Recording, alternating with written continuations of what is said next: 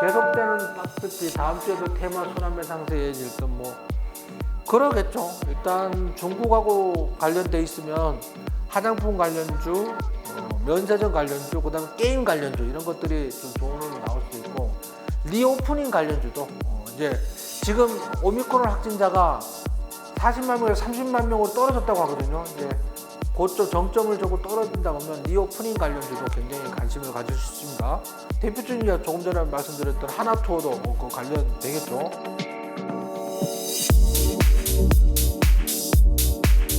안녕하세요. 원앤TV의 김영우 원장입니다. 지난주는 증시가 그렇게 나쁘지 않았죠. 계속 며칠 동안 상승만 했습니다. 자, 다음 주도 상승하길 기대하면서 주간 시장을 전망해 보도록 하겠습니다. 어제 뉴욕 증시는 그냥 보합에서 마무리 되었습니다. 뭐 S&P 500이 소폭 약보합이고 나머지 이제 강보합 수준인 거죠. 요즘은 증시가 0.5% 정도는 그냥 보합입니다. 보합. ETF로 인한 변동성이 커지면서 한 3% 이상 오르내려야지 하락했다, 상승했다 이렇게 말할 수 있고요. 한 1% 이내 오르내리는 거는 그냥 보합 수준이다, 강보합이다, 약보합이다 이렇게 이해하시면 되겠습니다. 그래서 어제 증시는 특별한 흐름이 없었다고 보는 거죠. 우리나라 증시도 지난주 계속 상승을 했었습니다. 지난 금요일은 코스피는 보합, 코스닥으로 소폭 상승했는데 그것도 뭐 보합이겠죠. 앞으로 우리나라 증시나 글로벌 증시 전망이 어떻게 될 것이냐 이거에 대해서 저는 이제 개인적으로 제가 판단하기에는 지난번 여러 번 말씀드렸던 게 있었어요. 기준금리를 인상하면 증시는 그때부터 상승할 것이다. 이렇게 돼서 실제로 뉴욕 증시 보면 기준금리 인상한 때부터 계속 상승을 했어요. 악재는 악재가 다 나오고 나서 다 나오면 호재로 작용한다 그랬죠. 그래서 아마 증시가 상승하는 것으로 보여지고요. 증시는 6개월 선반영 되기 때문에 지금부터 6개월 어떻게 될 것이냐, 좋아질 거다 이기 때문에 그런 기대감에 매수세가 들어오면서 저점 매수세가 들어오면서 상승하는 것으로 그렇게 분석됩니다. 자, 지난주 주요 이슈 한번 살펴볼까요? 뉴욕 증시 유가 하락, 고용 개선에 일제히 반등했다 이렇게 했는데 주간은 반등을 했죠. 많이 반등을 했습니다.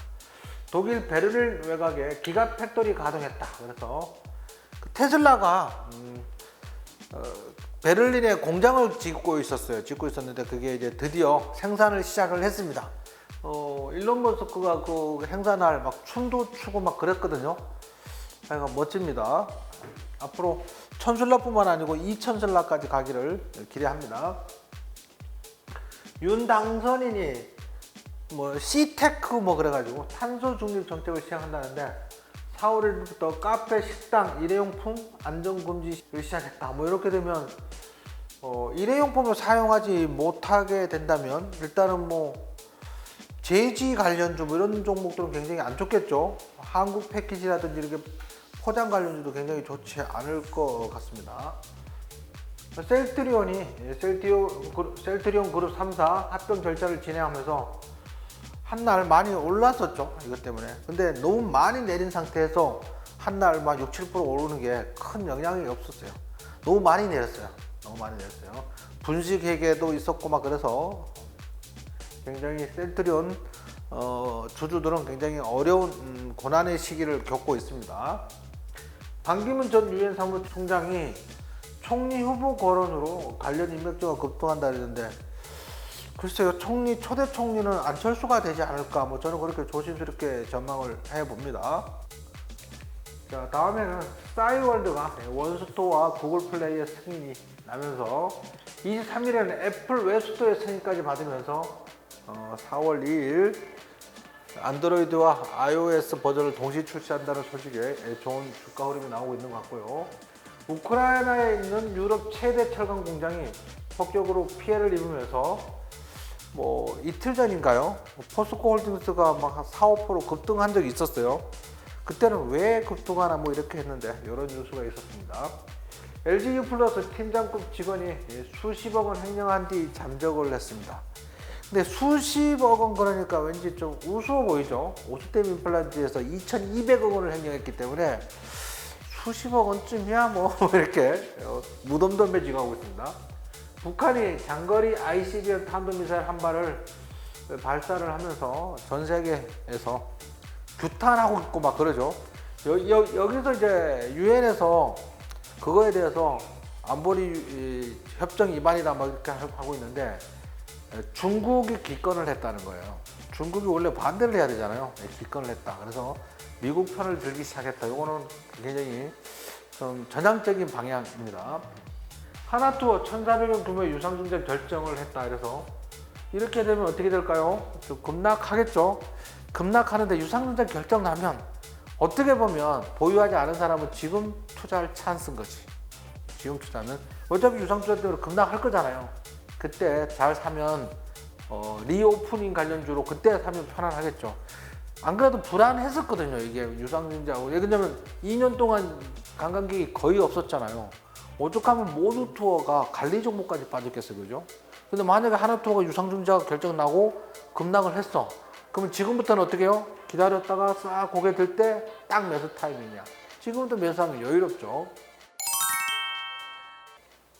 자, 지난 금요일 뉴욕 증시는 10년물 장기 국채가 2.5% 이상 급등을 했는데도 불구하고 증시가 하락하지 않았어요. 몇 달 전만 해도 기준금리 10년물 국채 금리가 1.5% 돌파했다고 막 그 증시가 3% 막 급락하고 뭐 그랬었거든요. 이제 이것들은 다 선반영 됐습니다. 증시는 금리가 오를 거에 대해서 다 알고 있었기 때문에 더 이상 악재로 작용하지 않고 있습니다. 오히려 긍정적인 요소로 작용할 수도 있습니다. 연준의 공격적인 금리 인상 전망에 국채금리가 장중 2.5% 돌파했으나 뉴욕 증시가 혼조세 마감, 소폭 상승 마감했다. UBS 마크 헤펠의 최고 투자 전략가는 매파적인 연준과 스태그플레이션에 대한 우려에도 불구하고 주식이 상승하고 있다. 스태그플레이션은 저 잘못된 말이에요. 왜 그러냐면 물가가 오르고 있는데 실업률이 떨어지면 스태그플레이션 우려가 클 수도 있어. 근데 지금 미국은 실업률이 사상 최저고요. 실업 수당 청구 건수가 사상 최저야.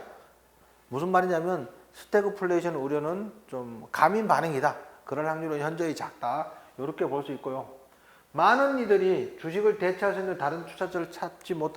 금리도 오르고 인플레이션도 되고 그러면 가장 바보가 뭐예요? 현금 들고 있는 겁니다. 지금 투자할 만한 것은 부동산도 많이 올랐잖아요. 주식밖에 없어. 그런 타임에서 지금 주식 투자하기 좋을 때다. 호우 시절이란 말이 있죠. 비가 내리는 좋은 시절이라는 말이 있는데 저는 호주 시절이라고 합니다. 주식하기 좋은 시절이다. BMO 웰스 매니지먼트 영유마 최고 투자 전략가는 10년물 금리가 동시에 오르는 것은 성장에 대한 믿음이 무너지지 않았기 때문이다. 뭐 긍정적인 소식이 나오는 거죠. 저는 뭐 2월 달부터 계속 기준금리만 오르면 증시 계속 상승할 겁니다라고 누차 말씀드린 바 있습니다.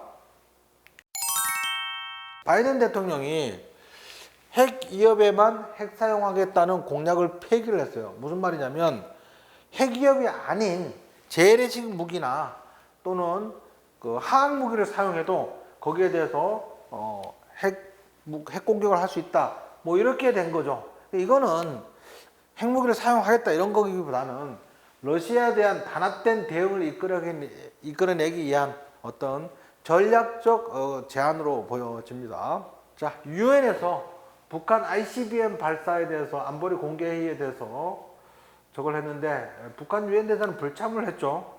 여기서 안전보장이사회 상임상국의 미국과 영국 포함해서 6개 나라가 북한의 ICBM 발사에 대응하기 위한 안보리 공개회의를 요구를 했다. 이렇게 얘기를 했던 것 같고요. 다음은 시진핑이 윤 당선인에게 전화를 해서 한 25분간 통화를 했다고 합니다. 지금까지 시진핑이 당선인 시절에 통화를 한 적은 없고 취임을 한 뒤에 통화를 했었다고 하는데 취임하기 전에 당선인 시절에 지금 윤석열 당선인하고 통화를 한 것은 좀 이례적인 것으로 보여집니다. 그만큼 중국의 발등이 불이 떨어졌다 뭐 이런 거죠. 이대로 가다가는 어떻게 할까요? 우리나라가 지금까지 문재인 정부에서는 이제 친중 정책을 주로 폈다면 윤 당선 입장에서는 친미 정책을 펼칠 우려 가능성이 더 크기 때문에 먼저 손을 잡자고 하회 제스처를 보인 것으로 보여집니다. 자, 이 소식 하나로 월요일 중국 관련주 있죠. 화장품 관련주, 면세점 관련주 과연 급등할 것인지 관심입니다. 급등하기를 바랍니다.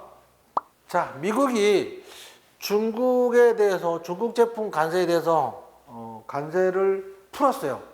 옛날 트럼프하고 시진핑하고 무역 전쟁하고 무역 협상하고 마지막에 이제 60% 관세를 물려놓은 게 있었는데 지금은 중국이 러시아하고 손잡으면 안 되잖아요.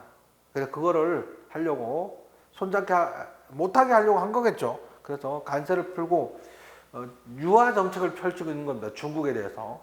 중국 입장에서는 지금 러시아 편에 들면 굉장히 고통스러운 고난의 길을 갈 가능성도 있거든요. 그래서 지금 이렇게 4년 만에 관세를 풀었다. 이것도 증시에는 굉장히 긍정적이죠. 왜 그러냐면 관세를 풀면 인플레이션을 억제할 수도 있잖아요.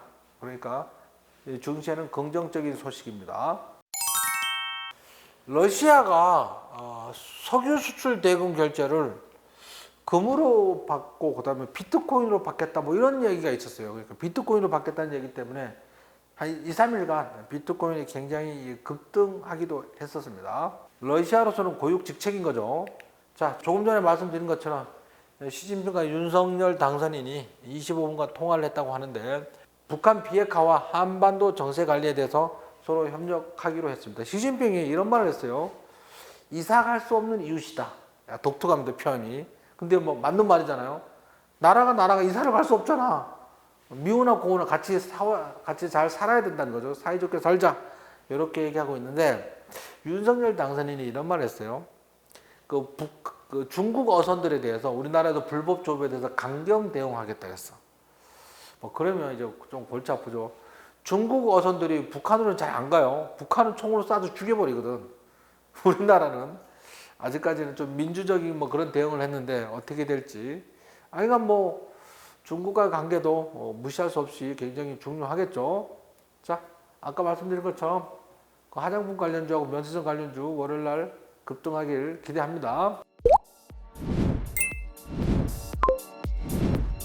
자, 다음 주 증시를 전망을 살펴보면 계속되는 낙폭비, 다음 주에도 테마 순환매 상세 이어질 듯 뭐 그러겠죠. 일단 중국하고 관련돼 있으면 화장품 관련주, 면세점 관련주, 그다음에 게임 관련주 이런 것들이 좀 좋은 나올 수 있고 리오프닝 관련주도 이제 지금 오미크론 확진자가 40만 명에서 30만 명으로 떨어졌다고 하거든요. 이제 그쪽 정점을 주고 떨어진다 보면 리오프닝 관련주도 굉장히 관심을 가질 수 있습니다. 대표적인 조금 전에 말씀드렸던 하나투어도 그 관련되겠죠. 항공주 뭐 이런 거. 그다음에 비료, 곡물, 철강, 로봇건설 뭐 이런 것들이 이제 우크라이나가 4월 달에 파종을 해야 된대요. 근데 지금 전쟁 중이어서 씨를 못 뿌리잖아. 그럼 올해 곡물 관련주들이 굉장히 곡물이 굉장히 급등할 가능성이 많습니다. 비료 관련주들은 우크라이나가 전쟁을 못하면 우크라이나가 농사를 못 지으면 다른 나라에서는 비료가 많이 필요하겠죠. 그래서 비료 관련주도 관심 있는 거고 나머지 종목들도 순환매가 이어져서 추가 상승할 것으로 기대합니다. 그 다음에 윤석열 정부가 얘기했던 거 뭐지? C테크? 그래가지고 메가테크, C테크 뭐 이런 말들을 주로 썼는데 탄도 배출권 관련된 이 종목 대표적인 종목 후성이라든지 뭐 이런 종목 관심을 가질 수도 있을 것 같고요. 셀트리온 3사는 뭐 이제 그냥 버리세요. 셀트리온 3사는 별로 관심 없습니다.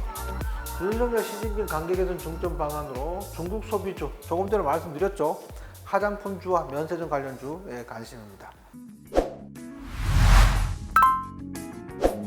자, 지난주 주간시장을 좀 살펴봤고요. 다음 주 주간시장 전망까지 해봤습니다. 어떻게 보면 지금이 주식하기 좋은 시절이다. 호주 시절? 이걸 명심하시고 함께 하시면 좋겠습니다. 김영훈 대표는 항상 여러분들의 성공 투자를 기원합니다. 감사합니다.